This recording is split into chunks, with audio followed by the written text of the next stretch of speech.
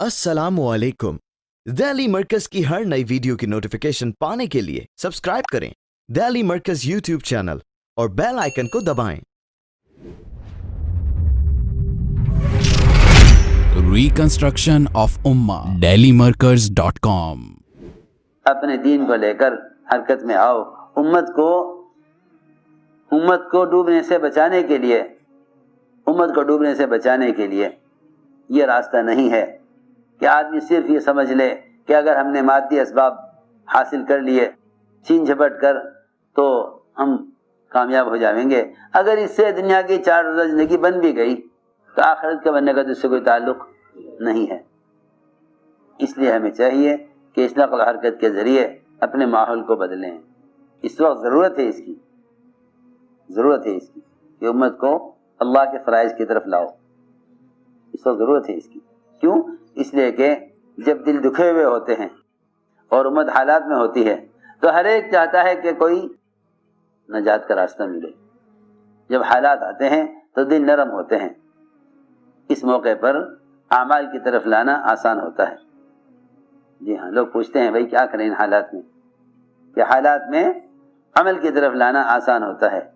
ख्वाहिश के नक्शे से निकालना अमल की तरफ मुश्किल होता है, लेकिन हालात और मसाइब के ज़माने में अमल की तरफ लाना आसान होता है कि क़ुलूब नरम हो जाते हैं। तो मैंने अर्ज़ किया कि ये मौका है इसका, लोगों को दावत देकर अमल की तरफ लाओ।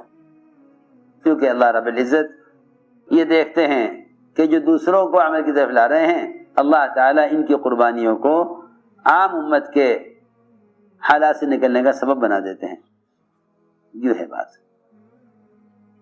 इसलिए अर्ज़ कर रहा हूँ कि मौलाना साहब का मामूल था कि जब मुसलमानों पर किसी भी तरह के हालात आते तो हज़रत जमातों की नक़ल हरकत को बढ़ा दिया करते थे।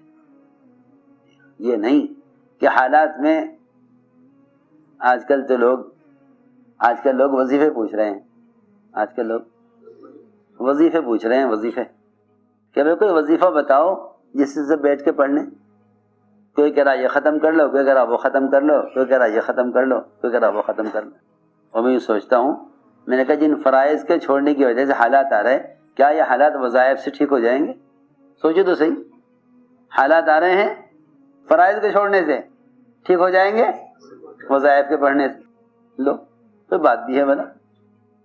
जी हाँ, पूरी रात बैठ के ये वजीफा पढ़ लो, हालात ठीक हो जाएंगे। अरे तुम पूरी रात पढ़ के सोते आराम से, उठ के फजर की नमाज पढ़ लेते, अल्लाह इसी पे हालात बदल देते। हाँ, जो आदमी इशा की नमाज और फजर की नमाज जमात से पढ़ ले, उसे पूरी रात की इबादत का अजर मिलता है। मैं ये कहना चाहता हूँ कि इस ज़माने में फ़राइज़ से ज़्यादा आसान वज़ाइफ है। हाँ जी, कोई वजीफा बता दो।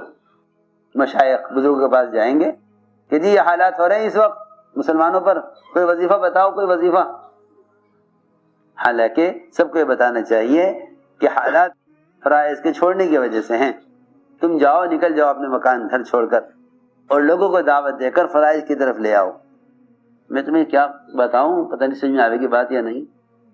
रात में ये सोच रहा था, सन 47 में जब मुल्क तक़सीम हुआ, 46 की हज़रत का बयान मौलाना साहब का, 1 साल पहले 46 मौलाना साहब का बयान। हज़रत कह रहे मजमे से मैं तुमसे खुदा की कसम खाकर कह रहा हूँ, इस वक्त थोड़ा सा पैसा लेके मुल्क के अंदर निकल जाओ, वरना सारा कुछ छोड़ के मुल्क से बाहर निकलना पड़ेगा। यह हज़रत 46 का बयान, कसम खा के फरमाया मजमे से, मैं तुमसे खुदा की कसम खाकर कहता हूँ, इस वक्त थोड़े से पैसे लेकर मुल्क के अंदर निकल जाओ अल्लाह के रास्ते में। अगर ये नहीं करोगे तुम अब, तो तुम्हें सब कुछ छोड़कर मुल्क से निकलना पड़ेगा। ये हज़रत 47 से पहले एक आदमी ने गुस्ताखी की, खड़ा हुआ मजे में कि कौन निकाल देगा हमें? पूरा खानदान सारा माल असबाब, दुकान मकान ज़मीन सब कुछ छोड़कर ऐसे हालात में निकले, कुछ किसी भी चीज़ का भी मुआवजा नहीं मिला। बड़ी बड़ी हवेलियाँ, बड़ी बड़ी ज़मीनें, गांव के गांव छोड़कर। चलो, मौलाना साहब ने फरमाया اس وقت تھوڑا سا مال لے کے ملک کے اندر نکل جاؤ اللہ کے راستے میں، لوگوں کو نماز پر اور کلمے پر آمادہ کر لو. یہ نہیں کرو گے تو سب کچھ چھوڑ کر کہاں سے نکلنا پڑے گا؟ ملک سے باہر. میں جی یہ بات حضرت کی یاد آ رہی تھی کل سے. یہ وقت ہے اس کا. ہم تو بات پڑھتے ہی ہیں، ہم تو روزہ رکھتے ہی. ارے تم نماز پڑھتے ہو، تم روزہ رکھتے ہو، تمہاری نماز روزے سے تھوڑی حالات بدلیں گے. تمہاری نماز روزے سے حالات تھوڑی بدلیں گے. تمہاری نماز روزے سے حالات نہیں بدلیں گے. تم دوسروں کو نماز روزے پر لے آؤ گے تو حالات بدلیں گے. یہ میں تم سے قرآن حدیث کی بات سیدھی سیدھی کہہ رہا. قرآن حدیث بھرے ہوئے ہیں اسے کہ تم حالات سے اپنے اعمال کے ذریعے نہیں نکل سکتے. تم حالات سے جب نکلو گے جب دوسروں کو تم غفلت سے نکال لو. اس لیے کہ اگر پیر کے انگوٹھے میں زخم ہے تو یہ نہیں کہا جاتا کہ پیر کا انگوٹھا بیمار ہے. میں نے کہا بھائی فلاں صاحب بیمار ہیں. فلاں صاحب کیوں بھائی؟ فلاں صاحب دیکھو، حالانکہ پیر کا انگوٹھا بیمار ہے، مگر بیماری کی نسبت پورے آدمی کی طرف کی جاتی ہے، پورے شخص کی طرف. ہماری بات سمجھ میں آ رہی؟ بیماری کی نسبت کی جاتی ہے پورے شخص کی طرف. فلاں صاحب بیمار ہیں، حالانکہ بیماری کہاں ہے؟ صرف پیر کے انگوٹھے میں. بس حدیث میں فرمایا ساری دنیا بکھرے ہوئے مسلمان ایک جسم کے اعضاء کی طرح ہیں. اگر پوری دنیا کے کسی کونے میں بے دینی ہے تو ساری امت بیمار ہے.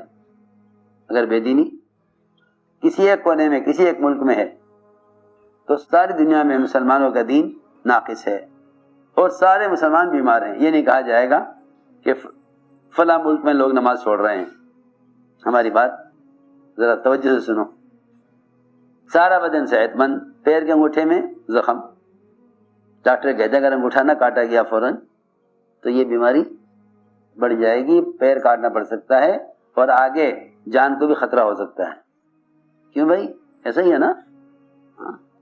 وہ پورے بدن کے تحفظ کے لیے پیر کے انگوٹھے کا علاج کرتے ہیں اور ہم یہ سوچ کے چھوڑ دیتے ہیں ارے ہم تو نماز پڑھ رہے، کوئی نہیں پڑھ رہا تو کیا بات ہے، وہ جانے اسے اپنی قبر میں جانا، مجھے اپنی قبر میں جانا.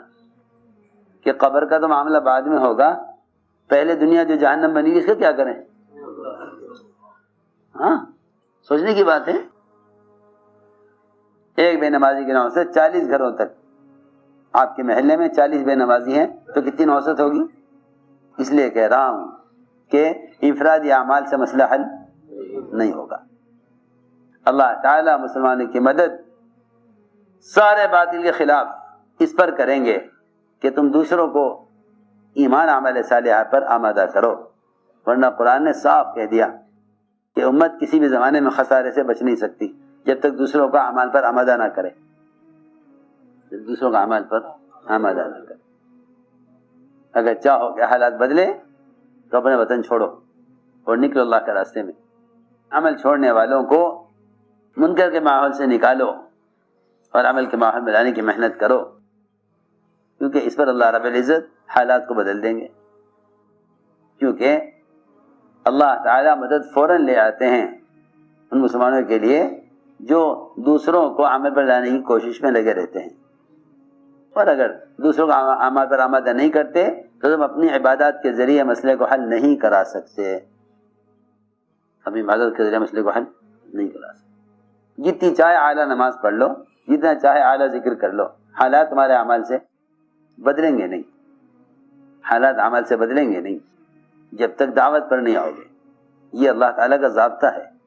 یہ اللہ تعالیٰ کا ضابطہ ہے. یہ کوئی کہنے کی بات نہیں ہے. قرآن حدیث سے بھرے ہوئے ہیں. اللہ نے قسم کھا کر کہا ہے قرآن میں کہ اگر دوسروں کو اعمال پر آمادہ نہیں کرو گے اور دوسروں کو اللہ کے فرائض پر نہیں لاؤ گے تو تم خسارے سے بچ نہیں سکتے. تم اس چکر میں ہو کہ حکام مان جائیں تو مسلمانوں کا حالات درست ہو جائیں.